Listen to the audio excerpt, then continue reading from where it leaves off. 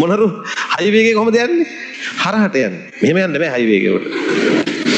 ඔය එයා පැත්තෙන් හරි අමාරුවෙන් යනකොට ලොරි එක වැදිලා එතනම සෙට් පොච් වෙන අවස්ථාවක් තියෙනවා. එතන ඒගොල්ලන්ගේ මේ ඇඟ බර අඩු වෙන තරමට ඒගොල්ලන්ට පියාඹන්න ලේසි. ඒකට උපක්‍රම ඒගොල්ලන්ට තියෙනවා. එකක් තමයි ඒගොල්ලන්ගේ අස්ති බර වැඩිද බර අඩුයිද බලන්න. ඒකට හේතුව ඒගොල්ලන්ගේ අස්ති වල මැද සිදුරු සහිතයි. තේරෙනවද? ඒකට අපි කියනවා සවිවර අස්ති. නම කියන හයියේ මැද්ද සිදුරු තියෙනවා. දැන් ඒකයි අපිට කුකුල් මස් කනකොට ඒ චිකන් කටු හපන්න පුළුවන්. හරිද? මගුල් ගෙදර ඉවර වෙලා ගිහිල්ලා බලනකොට මස් කෑලි දෙකයි තියෙන්නේ, කණ්ඩ ඉන්නවා පොලිමේ 6 දෙනෙක්. එතකොට ඉතින් අන්තිමට ඇටකටු ටික තමයි අපි සතුටු කරන්නේ.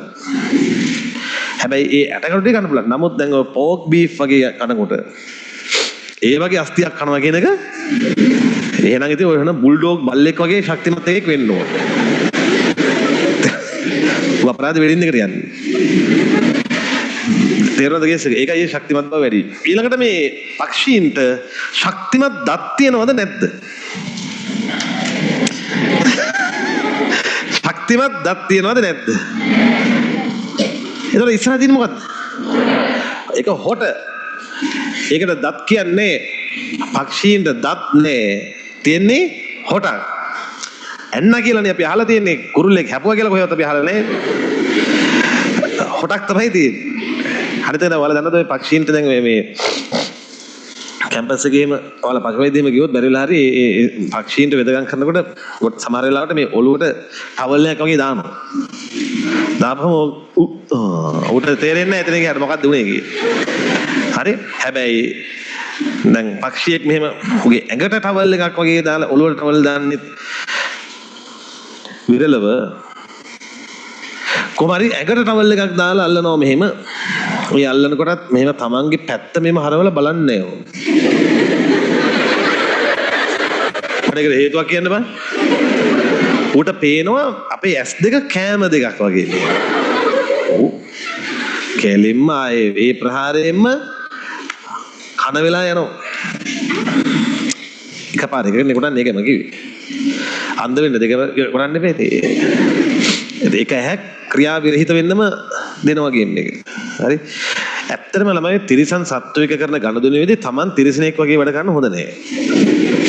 Taman මිනිස්සෙක් විදිහට හිතන්න ඕන මොලේ ඇතිව. මොකද මේ ඔක්කොම මේ මොලේ තියෙන හොඳ ගුණධර්ම තියෙන එහෙම සත්තුද? දැන් මම දැකලා තියෙනවා අපිට වඩා හොඳ ගුණධර්ම සත්තු ළඟ තියෙනවා. වගේ කතාවල් දැකලා තියෙනවා. ඈ? ඉතින් උංග අන්දලා ඉස්කෝලේ යවන්න කියන්නේ. ඒවා අර අතිශයෝක්තිය ඕනවට වඩා ගියාම එනේ ඒවා. කිසිම තිරිසන් සතෙක් විශ්වාස කරන්න බෑ. ගෙදර හදන බල්ලගේ ඉඳන්. ඒක තමයි ඇත්ත කතාව. දැන් සමහර ගෙවල් වල බුල්ඩොග් වගේ බොක්සර් වගේ බල්ලෝ හදලා හදපු එකව මරලා තියෙනවා බල්ලා විසින්. තිරිසනා කියලා කියන්නේ ඒක තිරිසන් ගතිනේ. දැන් ඇත්තු අලි ඇත්තු බලා කියාගෙන අලි බාසුන් නැහැ. අපි කියන්නේ ඇත්ගෝ කියලා. ඒ අය කී දෙනෙක් Tamanගේ යතාගේ මරුන් කාලා තියෙනවා. මද කිපුණු කාලෙට ළඟට ගියා කියන්නේ ඒ අදාළ නැහැ ඇත්ගෝද නැද්ද කියලා. මම ගත්තා දෙපාරක් ගාව ලං ගියා දැන්. ඉවරයි. ඉතින් ඒ හින්දා අර ඕනවට වඩා ඒක මේ නැතුව තමන්ගේ සීමාව දැනගෙන තිරිසන් සත්ව හැන්ඩල් කරන්න ඕන. නැත්නම් ඇත්තටම ඉතින් ඉවරයි. දැන් ඔය මේ පිටරටවල තියෙනවා අර මේ ක්‍රොකොඩයිල් ෂෝ කේස් එකක් වේ. කිඹුල්ලෝගේ සංදර්ශන. එහෙම කට රත් දාලා ගන්න. හරි. ඉතින් කිඹුලා හොඳ හින්දා හොඳයි. ඉතින් උට නිකමට හරි ඇත්තටම මෙහෙම හිතුනොත්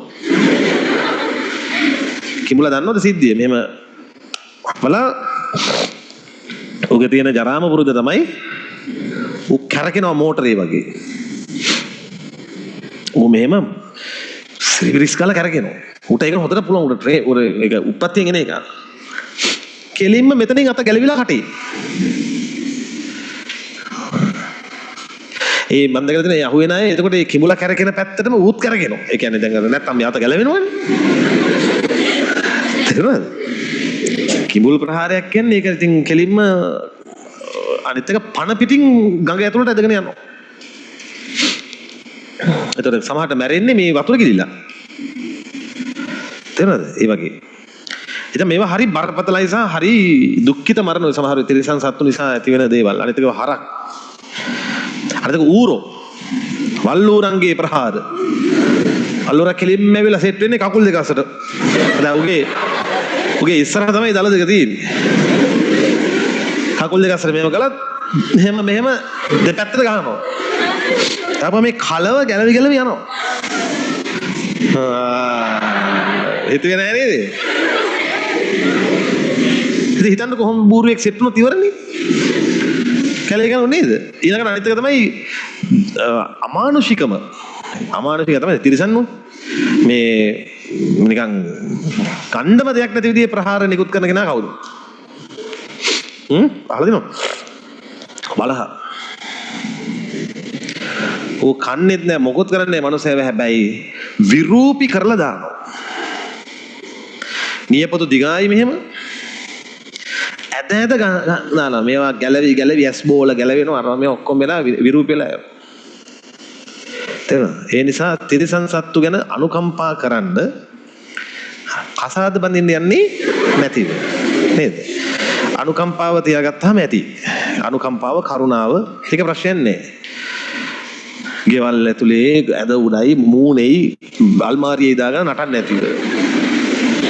දැන් ඔය පූසෝ එහෙමත් ඔය මේ උන් අවුලක් නැහැ උන් අවුලක් නැති තාක් දැන් ඔය ගෙවල් වල පඩි කෙලින්ම මේ ඇස්මා ඒ කියන්නේ ඇදුමට ඉහළ කාරණයක් ඕන. අනිත් එක ශ්වසන රෝග. බල්ලන්ගෙනුත් මිනිස්සුන්ට ඔය බැබීසියා වගේ රෝගයක් තියෙන එක බෝ වෙනවා. සූනොටික් එකක් ඒක මාරාන්තික කියන මැරෙනවා බේරන්න පුළුවන් නමුත් බේරගන්න උමනා දේවල් කරේ නැත්තම් මැරෙනවා. රතුරු දිනාන අඩු වෙලා ගිහිල්ලා. තේරෙනවද? ඒ වගේ හරි ප්‍රශ්න මේවා. රයිට්. ඔක තමයි ඉතින් කියන්න තියෙන්නේ. ඊළඟට ජල වීතිකා කතන්දරේ. දැන් ඔය චීනේ වගේ රටවල් වල ඩුබායි වලත් මම ඔය දියුණු රටවල වීදි බල්ලෝ නැහැ. දැන් අපිත් මේ දොරක් ඇල්ලලා තිබ්බොත් 5 දිනක් විතර ඇතුළට එනවා. ඉන්නවනේ දැන් ඒක තේරුම ඒගොල්ලොත් දෙන ඒගොල්ලන්ට ඕෆනේජ් වගේ දීලා ඒගොල්ලෝ හදලා සමහර රටවල එහෙම තියෙනවා. ඒ බල්ලෝ දාලා උන්ට හොඳට ට්‍රීට් කරලා උන්ගේ පණ්ඩි එහෙම අරගෙන නිකන් සිංහයා වගේ හදනවා බල්ලා. හැබැයි බුරනවා. ඊට පස්සේ ඒ බල්ලව බලා ගන්න කැමති අය ඉන්නවනම් ඒගොල්ලන්ට දෙනවා. එහෙම ඉන්නවා මිනිස්සු. ඊට පස්සේ බල්ලව බලාගෙන ඉන්නවා.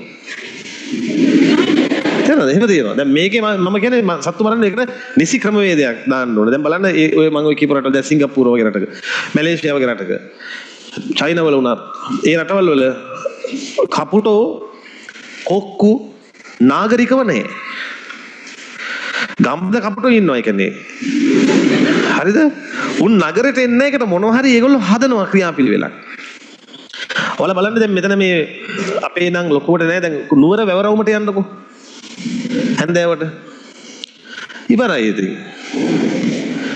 අර කාක් බෙටි කොක් බෙටි විශේෂයෙන්ම විවිධ බෙටි වර්ග නාගෙන ආවේ. ඒකේ අවාසිය මොකද්ද? අවාසිය ඒ වෙනුවෙන් අපේ වැය වෙන ශ්‍රමයත් අපේ වැය වෙන ධනයත්. දැන් අපි වාහනයකම බෙටි 5ක් විතර තියාගෙන අපි යන්නේ නැහැ ගමන් බිමන්. සමස්ත වාහනයක වටිනාකම මොහොතෙන් බැස්සිය හැකි එක කාක් බෙට්ටකට. හරි? ඒක දැම්ම ගමන් ඒ කොටස විතරක් මිනිහෙක් හොදන්නේ නැහෙනි. එයා ගෙදර ගිහිල්ලා ඕකට වෙනම අර වාහන හොදන ඒවා දාලා කෙමිකල් දාලා ඒක හොදන. බලන්න යන ඒ කෙමිකල් ටිකේ ඉඳන් ඒ මනුස්සයාගේ කාලේ ඔක්කොම ඒකට වැය වෙනවා. දවසකට ඔය වගේ වැය වෙන කොච්චර ජාතික ධනයක් ඇද්ද? අර රටවල් ඉතිරි කරලා තියෙන්නේ එහෙම. ඒ රටවල් ඉතිරි කරලා තියෙන්නේ එහෙම. අර චූටි වැය වෙන දේවල් දැන් අපිත් ඒ ක්‍රමය ඇත්තටම මේ පාවිච්චි කරන්න වෙනවා. නැත්නම් මේක හරි ප්‍රශ්නනේ. දැන් ඔය කපුටන්ගේ තියෙන ප්‍රශ්නේ මොකද්ද? මෙතන තියෙන කුණු අතෙන්ට ගෙනියනවා. මෙහෙම ගෙනියනවා අතෙන්ට දානවා. අතන තියෙන එක මෙතෙන්ට දානවා. එතකොට ඒ වෙනුවට වෙනම ලේබර් කොස්ට් එකක් යනවා. ඒ ඔක්කොම ඒ රටවල් ඉතිරි කරලා තියෙන්නේ. හොඳ ප්ලෑන් නේවා. අපිට හුරු වෙන්න හොඳයි. ශරීරයේ ආවරණය වී ඇත. ශරීරයේ ආවරණය වී ඇත.